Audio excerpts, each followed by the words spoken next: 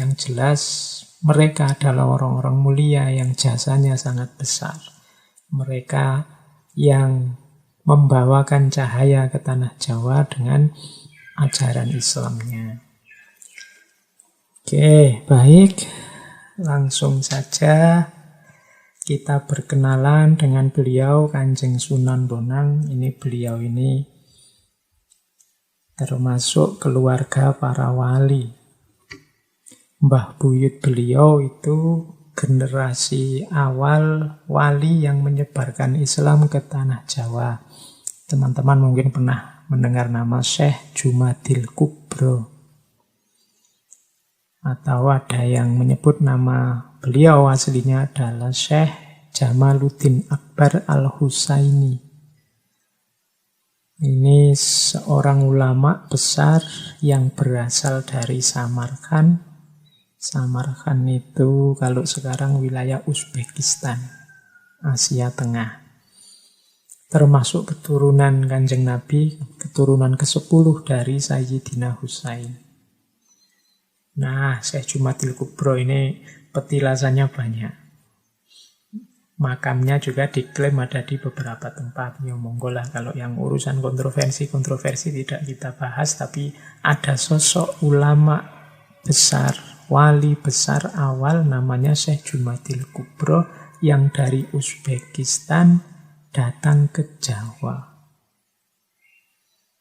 Bahkan beliau ini tidak sendirian menyebarkan agama, tapi juga mengajak dua putranya. Yang pertama kita kenal nama putranya adalah Syekh Maulana Malik Ibrahim, dan yang kedua namanya Syekh Maulana Ishaq. Nanti Syekh Maulana Ishaq ini jadi ayahnya Sunan Giri. Nah, perjalanan dakwah bertiga ini, kalau Syekh Jumadil Kubro ke Jawa, nanti Syekh Maulana Malik Ibrahim awalnya ke Campa atau Cempa. Campa ini kalau hari ini wilayah Vietnam, bagian barat selatan. Dan Syekh Maulana Ishaq ke Samudra Pasai. Nanti setelah 13 tahun di Campa, Syekh Maulana Malik Ibrahim meninggalkan keluarganya di sana, berangkat dakwah ke Jawa, menyusul ayahnya.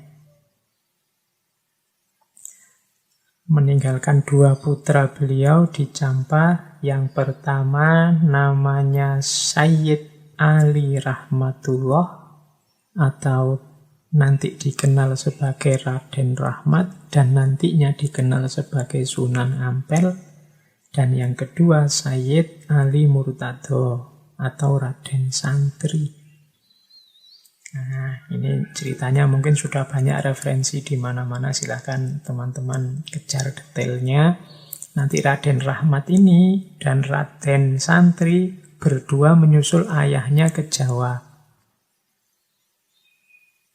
Dan di sana nanti melanjutkan dakwah ayahnya. Nanti ceritanya silahkan dibaca bagaimana Sunan Ampel berupaya melakukan dakwah menyebarkan Islam di Pulau Jawa bersama saudaranya. Nah, Sunan Ampel atau Raden Rahmat ini nanti menikah dengan putra seorang bupati dari Tuban. Menikah dengan putri Bupati Tuban yang bernama Nyai Ageng Manilo. Nyai Ageng Manilo ini nanti dinikahi oleh Sunan Ampel dan berputra 4. Nah, Sunan Bonang ini putra kedua. Yang pertama perempuan, yang kedua Sunan Bonang, yang nama asli beliau yaitu Raden Makhdum Ibrahim. Lahir sekitar tahun 1465. Dan nanti dikenal sebagai Sunan Bonang. Adik beliau, Raden Syarifuddin, nanti dikenal sebagai Sunan Derajat. Dan yang keempat perempuan. Nah, ini dari sisi kekeluargaan, memang dari awalnya memang dari keluarga wali-wali para penyebar Islam. Oke, kita fokus ke Kanjeng Sunan Bonang dulu, nanti wali-wali yang lain semoga ada waktu, semoga nanti kita bisa ngaji juga, meskipun ya nanti kita selang-seling juga dengan tema-tema yang lain.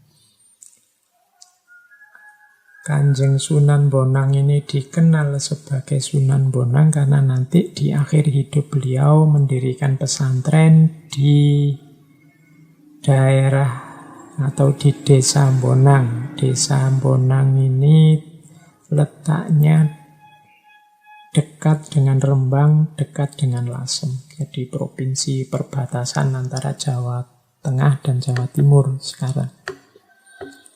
Meskipun ya nama beliau sebenarnya banyak julukannya. Kalau teman-teman menjelajahi suluk-suluk yang ditulis oleh Kanjeng Sunan Bonang itu kadang beliau menyebut diri Ratu Wahdat, kadang Sultan Khalifah, kadang pakai nama Ibrahim Asmoro dan lain-lain.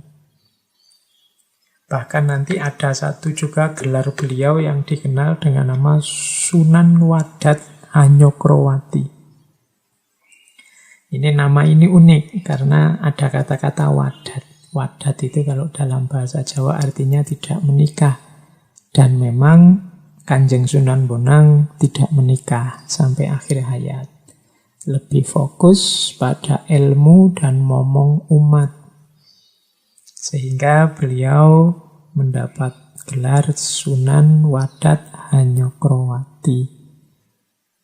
Nah, dari sisi keilmuan, Sunan Bonang ini belajar tentunya pertama-tama dari ayahanda beliau sendiri, Sunan Ampel. Nah, waktu belajar pada Sunan Ampel ini beliau sak kelas, kalau pakai bahasa hari ini satu kelas dengan Sunan Giri, satu kelas dengan Raden Patah, dan juga Raden Kusen. Nanti melanjutkan studi ke Pasai, ke Samudra Pasai. Jadi rencananya beliau ini mau naik haji bareng Raden Paku Sunan Giri. Cuma transit dulu di Samudra Pasai dan di sana beliau berguru pada ayahnya Raden Paku, Syekh Maulana Ishaq. Ini berarti termasuk guru beliau.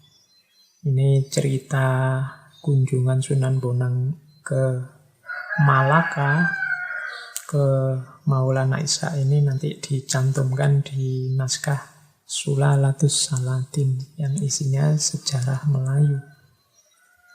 Nah, nantinya ini semacam biografi beliau sepulang dari berguru, sepulang dari Mekah, Sunan Bonang ini ditugaskan oleh ayahanda beliau untuk berdakwah ke Kediri.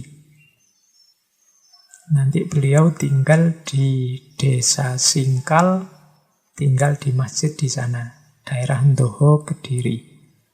Nah, cerita yang populer sekali tentang upaya dakwah Sunan Bonang di Kediri ini bisa dibaca di salah satu babat namanya Babat Ndoho.